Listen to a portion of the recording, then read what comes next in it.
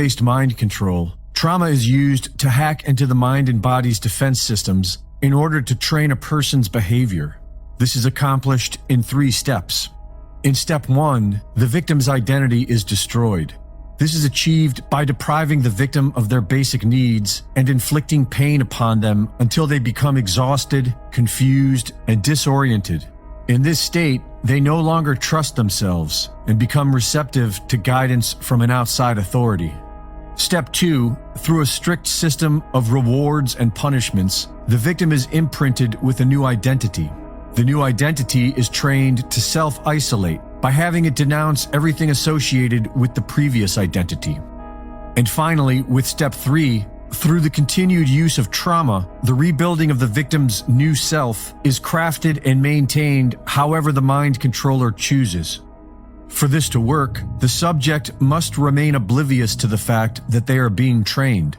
This is accomplished by keeping them in a helpless victim state of mind with the use of trauma. The entire method requires regular ritualistic abuse to keep the target in the victim state. Declassified documents show how drugs and sensory overload are used to inflict trauma upon the public. But high-level slaves are often procured from families with an established history of child abuse. Intergenerational or multi-generational trauma abuse is when a person abuses their child, and that child grows up to abuse their child, and that person grows up to abuse their child, and so on. This increases a person's susceptibility to trauma-based mind control. Experiments with mice have shown that the offspring of a traumatized pregnant mother are born depressed and exhibit problems socializing with others. A nurturing upbringing by a healthy surrogate mother did not reverse the abnormal behaviors, indicating an in utero transformation of the brain. And bioinformatic analysis revealed long-lasting alterations in the DNA.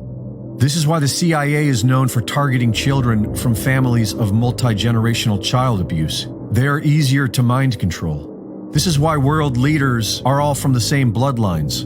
This brutal technique has been used and understood for centuries. And if a group of people vying for power wanted a loyal army of soldiers, the easiest way would be by breeding them. And the evidence shows that this is how our society was created.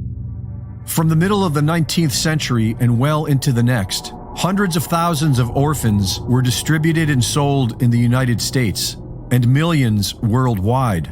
They were advertised, delivered by train, and sold at fairs. In America, these orphans were being managed and distributed by a private organization from Britain known as the Odd Fellows, many of whom were orphans themselves. The Ancient Order of Odd Fellows is an international fraternity whose members, such as Albert Pike and several U.S. presidents during the orphan train years, were often members of Freemasonic lodges as well.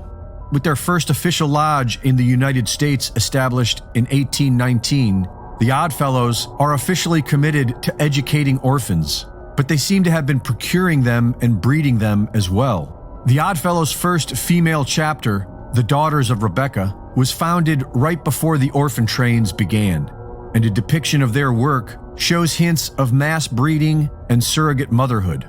They worked closely with the Odd Fellows at large institutions known as orphan asylums and foundling asylums, where many members themselves were born. The Rothschild banking dynasty provided funding for several of these orphan asylums. According to Philip Eugene de Rothschild, the family has privately bred over 100,000 offspring, including Adolf Hitler. This is why pedophilia is so prevalent among the families of world leaders. While it is used for extortion, its primary function is for trauma-based mind control.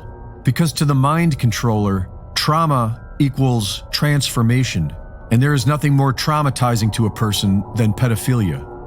If you had 1 million mind control slaves placed in positions of power, then you could control entire nations, but only if the masses were also kept in a relative state of trauma.